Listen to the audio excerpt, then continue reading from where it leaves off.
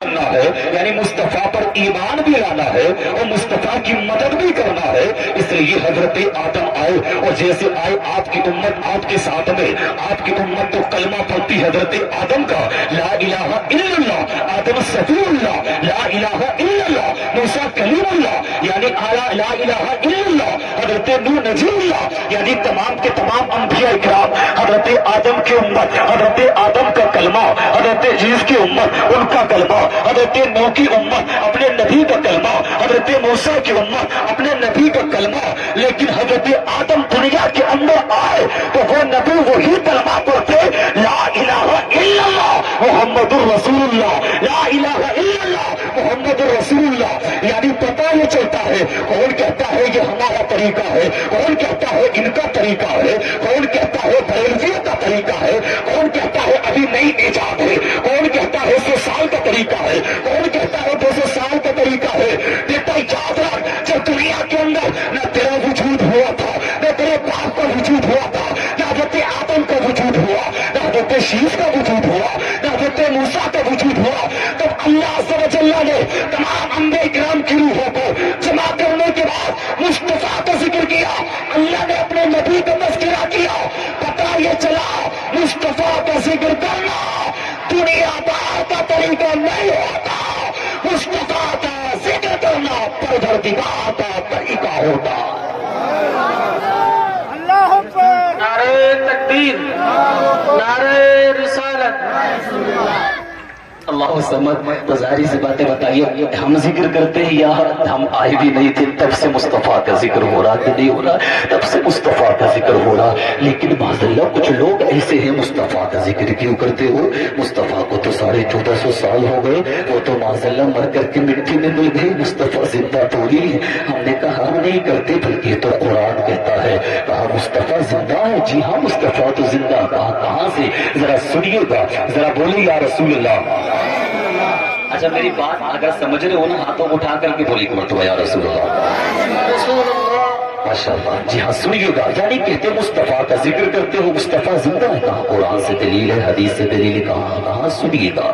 اللہ فرماتا ہے اعوذ باللہ من الشیطان الرجیم ولا تقولوا لمن يقتل في سبيل الله اموات بل احیاء ولكن لا تشعرون۔ جو اللہ کی راہ میں شہید کر دیے جائیں، جو اللہ کی راہ میں مار ڈال دیے جائیں، انہیں تم مردہ مت کہو بلکہ وہ زندہ ہے، بلکہ وہ زندہ۔ قرآن کہہ رہا ہے ولكن لا تشعرون، لیکن تمہیں شعور نہیں وہ زندہ کیسے ہے۔ قرآن نے دوسری جگہ بیان کیا وَلَا تَحْسَبَنَّ الَّذِينَ قُتِلُوا فِي سَبِيلِ اللَّهِ أَمْوَاتًا، جو اللہ کی راہ میں شہید ہو جائے انہیں مردہ گمان بھی مت کرو۔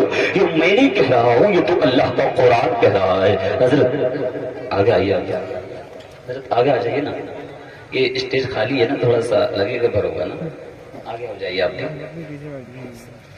بیٹھیے آگے، ماشاءاللہ آپ کا مقام آگے ہی ہے۔ علماء کرام ہیں نا، ان کی فضیلت آئی نا، اکرم العلماء فإنهم ورثة الانبیاء فمن اکرمهم فقد اکرم اللہ ورسولہ۔ فرمایا نا کہ علماء کرام کی تعظیم کرو، عزت کرو، ان کا ادب کرو۔ کہا کیوں؟ کہا یہ نبیوں کے وارث ہوتے ہیں، سبحان اللہ۔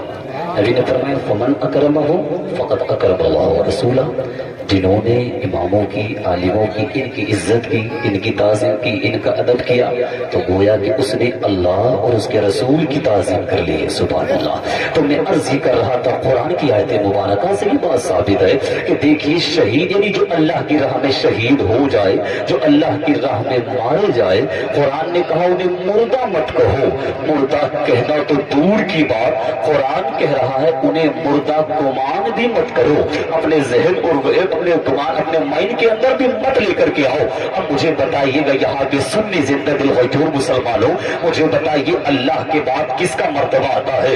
اللہ کے بعد ڈائریکٹ شہیدوں کا مرتبہ آتا ہے یا اللہ کے بعد نبیوں کا مرتبہ آتا ہے؟ اتنی بات تو آپ بھی سمجھتے ہوں گے کہ اللہ کے بعد سب سے بڑا مرتبہ سید الانبیاء کا ہے، امام الانبیاء کا ہے۔ اس کے بعد پھر تمام نبیوں चुका है। और तमाम नबियों से जब बात खत्म होती है तो नबियों के बाद इंसानों में सबसे बड़ा मर्तबा हजरत अबू बकर सिद्दीक का है।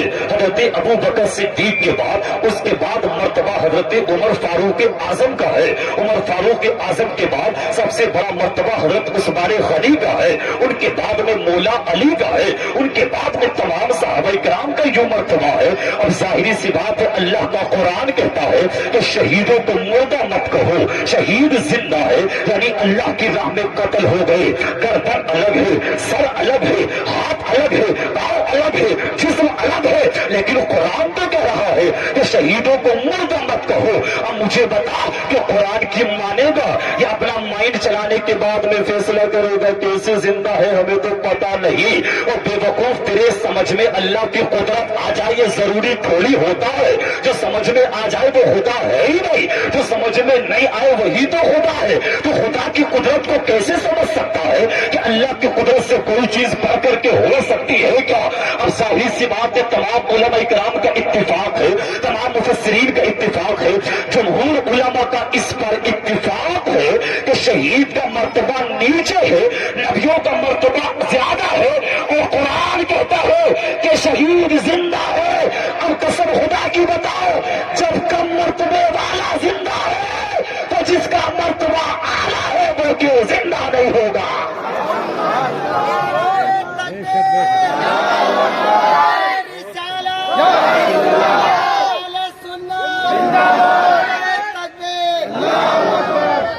अल्लाह समझ, जरा आप देखिएगा, कहेंगे तो हजरत वो तो शहीद के ताल्लुक से आयत मुबारका है ना, वो शहीद का इसमें जिक्र आया, कहा नबी का जिक्र आया है, कहा बताइएगा तो सुनिएगा। नबी का मर्तबा ज्यादा, नबी जिंदा, लेकिन हमारे नबी शहीद भी है। और नबी वैसे भी जिंदा है लेकिन नबी शहीद भी है।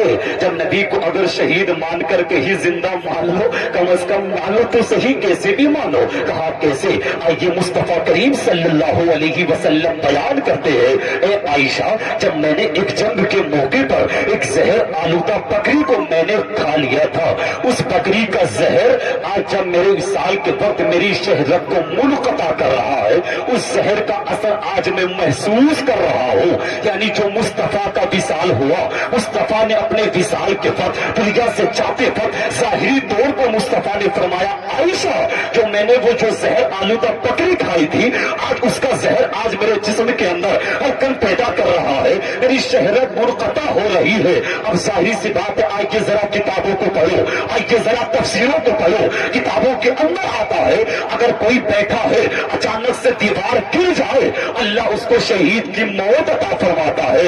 आता है किताबों के अंदर, अगर कोई मदरसे के अंदर कुरान पढ़ रहा है, अगर कोई मौलवियत पढ़ रहा है, अगर कोई किरात पढ़ रहा है, अगर कोई फजीलत पढ़ रहा है, अगर कोई मुफ्तियत पढ़ रहा है, पढ़ते पढ़ते इंतकाल हो जाए, अल्लाह उसको शहीद का मर्तबा अता फरमाता है। अगर कोई पढ़ाते पढ़ाते मर जाए, अल्लाह उसको शहीद की मौत अता फरमाता है। अगर कोई औरत अगर बच्चे की पैदाइश के वक्त मर जाए, अल्लाह उसको शहीद की मौत अता फरमाता है। अगर कोई लंबी बीमारी में मर जाए, तब अल्लाह उसको शहीद की मौत अता फरमाता है। अगर कोई किसी हादसे में अचानक से मर जाए, अल्लाह उसको शहीद का मर्तबा अता करता है। और जाहिर सी बात है, मेरे मुस्तफा हो जो विसाल के वक्त उस जहर खाने वाली बकरी का असर जाहिर हो रहा था, और जहर खाने की वजह से मुस्तफा का जब विसाल हुआ, तो इस एतबार से, तफसीर के एतबार से, जहां ये शहीद का मर्तबा मिलता है, तो मेरे मुस्तफा को अल्लाह ने शहीद का मर्तबा भी अता फरमा दिया। और कुरान कहता है कि तमाम के तमाम शहीद जिंदा होते हैं। तो हम जिंदा मान करके किसी वहाबी के कौल पर, किसी की बात पर तवज्जो नहीं देते। जिंदा मानने के बाद हम अल्लाह की बात पर अमल करते हैं।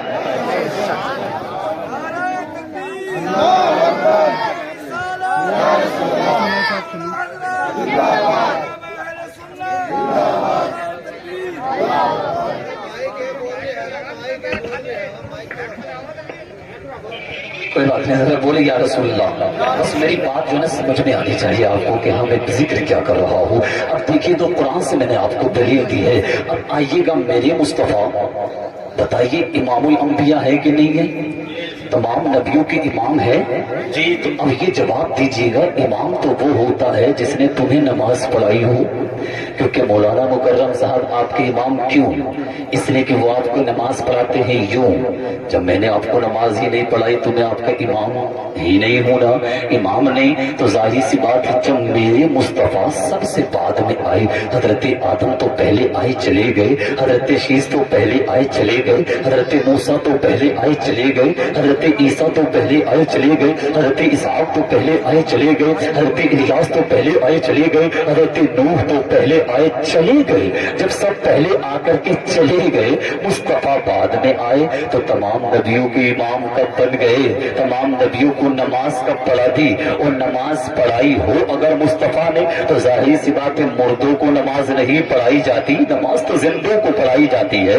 तो अब बताइए मुस्तफा इमाम कब बने? मुस्तफा इमामुल अंबिया है, मुस्तफा इमाम कब बन गए? अल्लाह अल्लाह जरा सुनिएगा, जब तो कुरान कहता है सुब्हानल्लज़ी असरा बिअब्दिही लैलन मिनल मस्जिदिल हराम इलल मस्जिदिल अक़सा, जब मेरे मुस्तफा मस्जिद हराम से मस्जिद अक़सा तक, यानी जो आपको जो मेराज हुई, फिर वहां से सातों आसमान सब, यानी जो हदीस मेराज है 15वां पारे की पहली आयत मुबारका जो मुस्तफा की मेराज पर दलालत कर रही है। जब मुस्तफा मस्जिद हराम से मस्जिद अक़सा गए हैं, मेरे मुस्तफा ने जाकर के देखा तो मस्जिद अक़सा के अंदर हजरत आदम भी मौजूद है, हजरत शीश भी मौजूद है, हजरत मूसा भी मौजूद है, हजरत ईसा भी मौजूद है, हजरत इलियास भी मौजूद है, हजरत इसहाक भी मौजूद है, हजरत लूत भी मौजूद है।